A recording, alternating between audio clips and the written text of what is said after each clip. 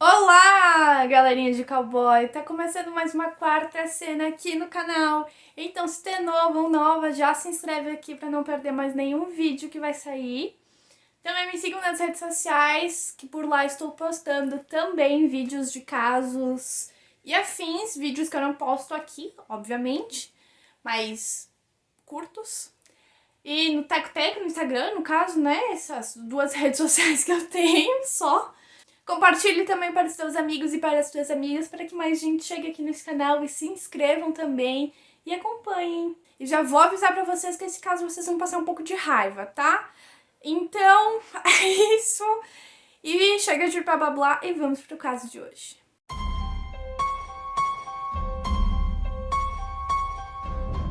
Natalie Ann Holliman nasceu dia 21 de outubro de 1986. Natalie foi a primeira filha de Dave e Elizabeth Holloway. Seus pais se divorciaram em 1993 e ela e seu irmão mais novo, Matthew, foram criados por sua mãe. E em 2000, Beth se casou com George Turi, um proeminente empresário do Alabama, e a família se mudou para Meadowbrook, Alabama. Natalie se formou com honras em maio de 2005 em Meadowbrook High School. Foi escalada para frequentar a Universidade do Alabama com bolsa integral, onde planejava seguir medicina. No dia 26 de maio de 2005, Natalie e outros 124 colegas graduandos foram até Aruba para fazer uma viagem de formatura de 5 dias. Junto com eles também tinha 7 acompanhantes, que eram pais e professores, e eles se reuniam todos os dias durante a manhã para ver se estava tudo bem, se eles precisavam de alguma coisa,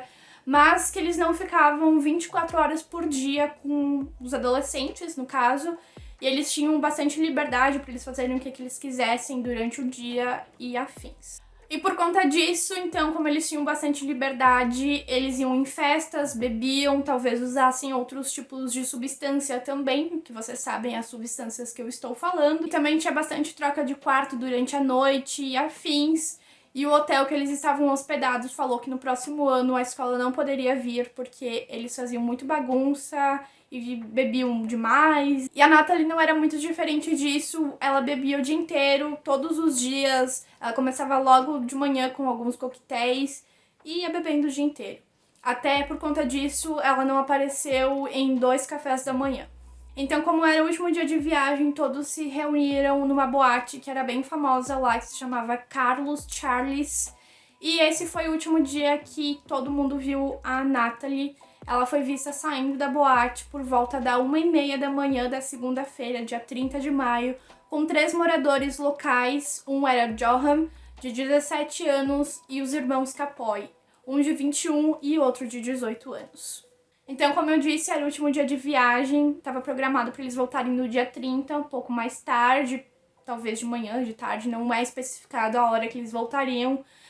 Mas a Natalie, infelizmente, não compareceu ao voo, então eles foram até o quarto para ver se ela estava lá, talvez ela teria dormido demais, mas eles não encontraram ela lá, só encontraram as malas, as bagagens e o passaporte que estava em cima da mesa. Então logo a mãe da Natalie ficou sabendo que ela tinha desaparecido e ela e o padrasto e alguns amigos, parentes, foram até Aruba, voaram com um jato particular e 4 horas depois eles pousaram na ilha e eles foram direto pra polícia e eles deram o nome do Johan, que foi a última pessoa que viu a Natalie, então talvez ele soubesse de alguma coisa. E a mãe da Natalie afirmou que o nome e o endereço do Johan era um homem que trabalhava na Holiday Inn, tinha dado pra ela. Então, ele era bem conhecido por lá, por ele ir atrás de mulheres. Então, imagina como que ela deve ter ficado. Opa, minha filha foi vista a última vez com um homem que é conhecido por ir atrás de mulheres. Então, acho que ela ficou um pouco preocupada, né? Então, eles foram até a casa do Johan com 2 policiais para tentar encontrar a Natalie. E, inicialmente, ele negou saber o nome da Natalie, mas depois ele inventou uma história que eles foram até o farol porque a Natalie queria ver os tubarões, e depois, por volta das 2 horas da manhã, eles levaram a Natalie pro hotel de volta, e lá, quando eles chegaram, a Natalie caiu do carro, que eles tentaram ajudar ela, mas ela não quis ajuda, E quando eles foram embora, então, um cara todo de preto veio até a Natalie, que provavelmente era um segurança, e depois eles não viram mais a Natalie, que era isso que tinha acontecido, e eles não sabiam mais de nada. O que era mentira, porque mais tarde, então, eles foram confirmar nas câmeras de segurança e nem sequer a Natalie tinha voltado para o hotel naquela noite. Então eles inventaram uma outra história, que eles tinham deixado a Natalie perto de umas cabanas de pescadores. E mais tarde os próprios pescadores falaram que era tudo mentira. E eles foram inventando várias histórias. E é isso. E quando os três foram interrogados, eles disseram que tinham deixado a Natalie no hotel. E depois eles não sabiam mais nada do que tinha acontecido com ela. Eles negaram qualquer envolvimento com a Natalie. E eu falei que esse caso ia dar um pouco de ódio, um pouco de raiva, um pouco de nojo. Eu avisei. Após uma investigação mais profunda pelas autoridades, Johan foi preso 2 vezes por suspeita de envolvimento em seu desaparecimento e os irmãos Capoy foram presos 3 vezes. Por falta de provas, os 3 suspeitos foram liberados todas as vezes sem qualquer acusação de nenhum crime. Com a ajuda de centenas de voluntários, os investigadores de Aruba conduziram uma extensa operação de busca. Agentes especiais americanos do FBI, 50 soldados holandeses e 3 aeronaves F-16 das Forças Aéreas Holandesas Especiais equipadas participaram além da busca no solo, mergulhadores procuraram o corpo de Natalie no oceano. No entanto, ninguém nunca conseguiu encontrá-la. Em 5 de junho, a polícia de Aruba, detetive Nick John e Abraham Jones e seguranças sob suspeitas de assassinato e sequestro. Autoridades nunca divulgaram oficialmente o motivo de suas prisões, mas, de acordo com os relatos da imprensa, as declarações feitas por Johan e os irmãos Carpoy podem ter sido um fator de suas prisões. Relatórios também indicam que os 2 ex-guardas eram conhecidos por cruzarem hotéis para pegar mulheres, e pelo menos um deles teve um incidente anterior com a aplicação da lei. John e Jones foram liberados em 13 de junho sem serem acusados. Depois que um jardineiro local apresentou informações, um pequeno lago de Aruba foi drenado entre 27 e 30 de julho de 2005. De acordo com o padrasto, o jardineiro afirmou ter visto Johan tentando esconder um rosto enquanto dirigia para o Rec Club com os irmãos Capoy na madrugada do dia 30 de maio, entre as 2h30 e 3h. Outra pessoa afirmou ter visto homens enterrando uma mulher loira em um terreno sanitário durante a tarde do dia 30 de maio. A polícia vasculhou o terreno nos dias seguintes ao desaparecimento de Natalie. O terreno foi revistado mais de 3 vezes. O FBI usou cães para ajudar na operação, mas nada foi encontrado. Pouco antes de deixar o caso, Don Pig deu uma entrevista à SBC, na qual afirmou acreditar que Natalie não foi assassinada, mas provavelmente morreu de intoxicação por álcool ou por alguma substância.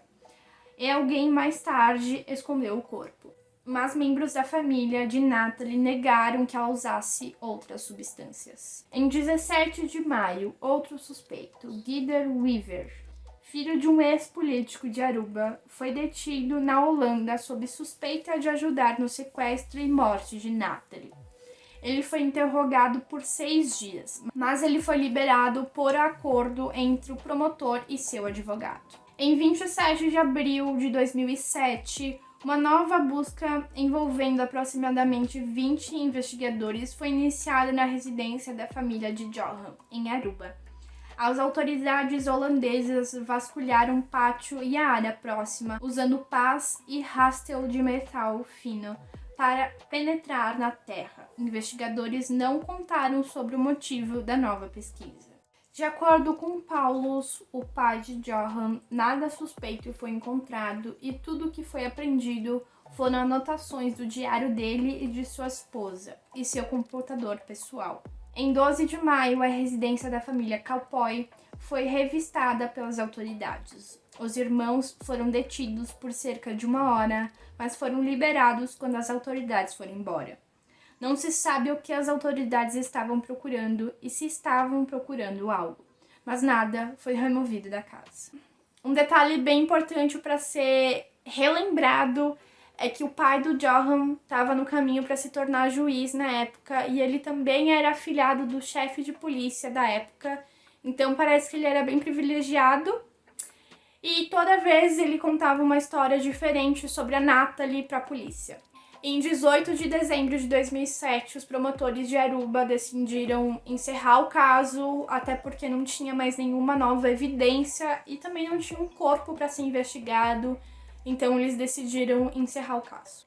E no dia 1º de fevereiro de 2008, um vídeo foi enviado de um repórter que conseguiu gravar o Johan com uma câmera escondida, dizendo que a Natalie tinha morrido na manhã do seu desaparecimento e um amigo dele tinha se livrado do corpo e que ele era muito sortudo por ninguém nunca ter descoberto e encontrado o corpo dela. E mais tarde, então, Johan disse que ele tinha inventado tudo aquilo, que era tudo mentira, como todas as outras histórias que ele já havia contado, que era tudo mentira, que ele tinha inventado tudo. E esse caso ficou muito difícil porque não tinha nenhuma evidência e o único suspeito que tinha, ele inventava várias histórias, toda hora ele estava contando uma história diferente e também não tinha como culpá-lo porque não tinha evidências para culpá-lo. Teve até uma vez que ele ligou para Fox News dizendo que ele queria dar uma entrevista, que ele ia contar toda a verdade e ele contou que ele tinha vendido a Natalie como uma escrava sexual e antes da entrevista ir ao ar, adivinha o que ele fez?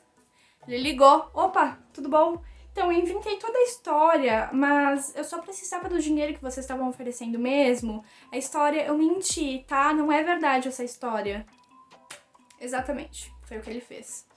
E mesmo assim, a Fox decidiu botar a entrevista pro ar para mostrar como o Johan era uma pessoa bem desequilibrada, desnaturada, louca das ideias. E mais tarde descobriram que Johan estava envolvido em tráfico de mulheres na Tailândia, então acreditavam que ele tinha vendido a Natalie como escrava sexual. Mas não há prova se isso aconteceu realmente, é só uma teoria baseada em que ele está envolvido em tráfico de mulheres. E 5 anos após o desaparecimento da Natalie, o pai de Johan morreu do nada jogando tênis e 2 semanas depois ele ligou para a mãe da Natalie dizendo que sabia onde estavam os restos mortais da Natalie e se ela pagasse bem, ele levaria ela até lá.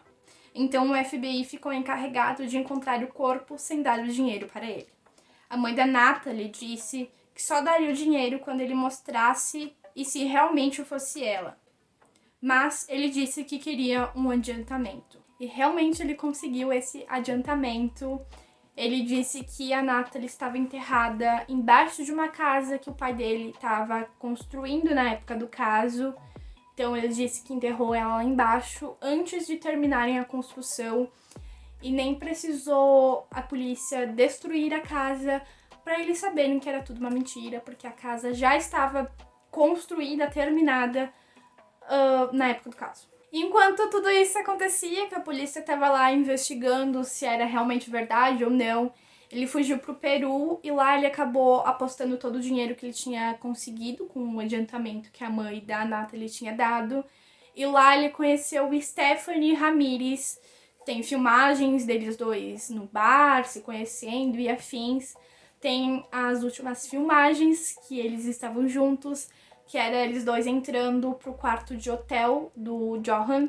E depois tem a filmagem do Johan saindo sozinho do quarto de hotel sem a Stephanie. Então ele sai todo pomposinho, com todas as suas tralhinhas. Ele sai de lá assim, sem a Stephanie.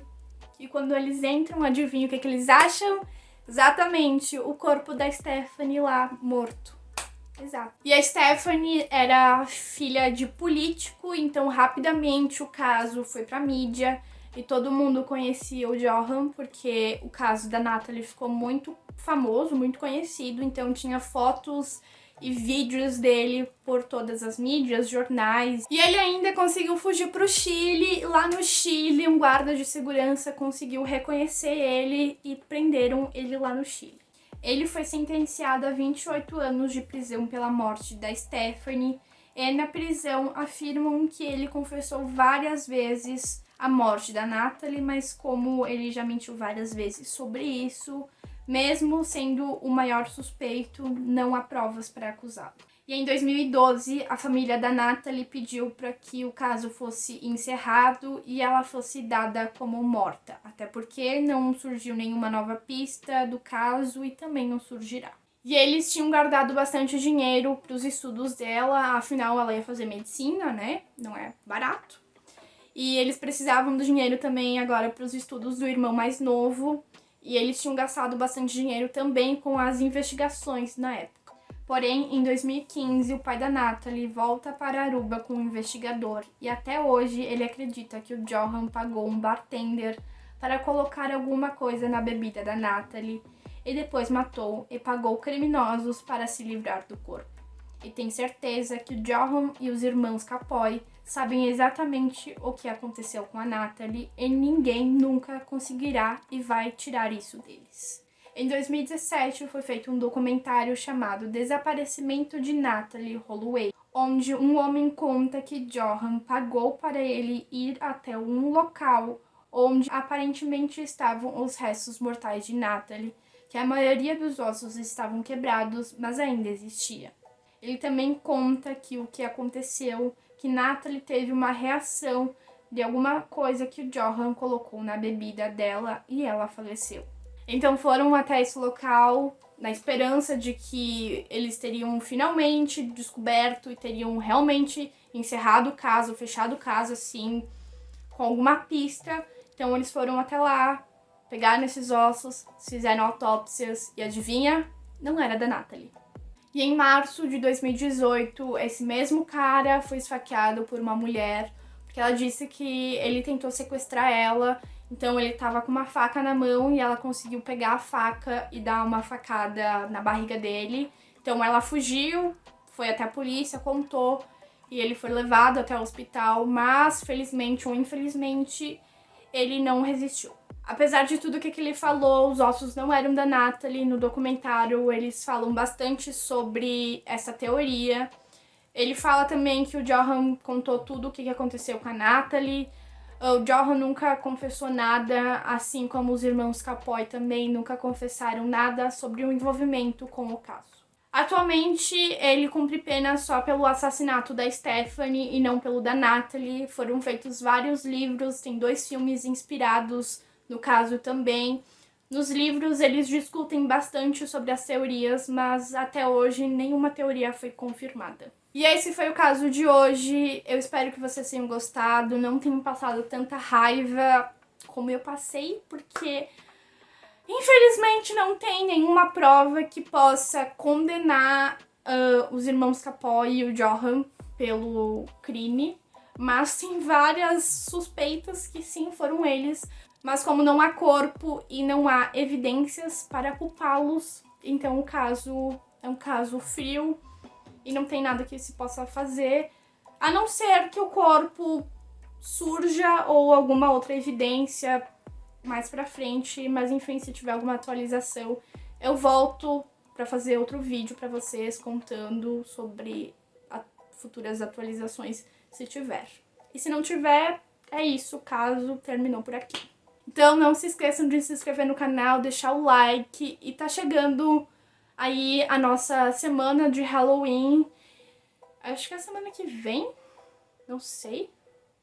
Acho que é a semana que vem, hein? Esse vídeo vai sair na quarta. Acho que é a semana que vem. Gente, eu sou perdida. Enfim, é isso. Então, se inscreva no canal pra não perder a semana especial do Halloween, que vai ter vídeos a semana inteira com temas de Halloween, de casos que aconteceram no Halloween.